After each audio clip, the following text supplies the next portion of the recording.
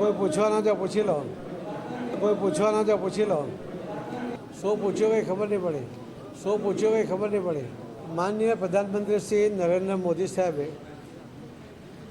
ગુજરાતમાં મુખ્યમંત્રી તરીકે, દેશના પ્રધાનમંત્રી તરીકે અને એના પહેલાં પણ સંઘમાં એમની જે જવાબદારી હતી સ્વયંસેવક તરીકેની, પ્રચારક તરીકેની, ત્યારે પણ એમણે પોતાનું જીવન એ સેવાકીય પ્રવૃત્તિ માટે સમર્પિત કરેલું છે.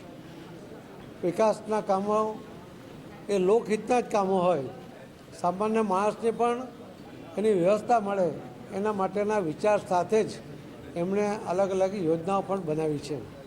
એવા માનનીય પ્રધાનમંત્રી શ્રી નરેન્દ્ર મોદી સાહેબનો 17મી સપ્ટેમ્બરે જન્મદિવસ છે.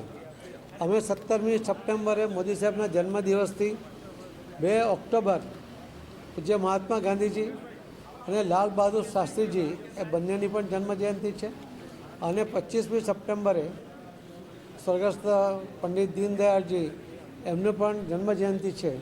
તો આ 15 દિવસ અને ગુજરાતમાં અમે દિવાળી સુધી પાર્ટી તરફથી સતત સેવાકીય પ્રવૃત્તિઓ કરવાના છે. નમો ઉત્સવ તરીકે આપણે રાજકોટમાં ભજવવા જઈ રહ્યા છે. લગભગ 400થી વધુ કલાકારો એ કાર્યક્રમમાં ભાગ લે છે.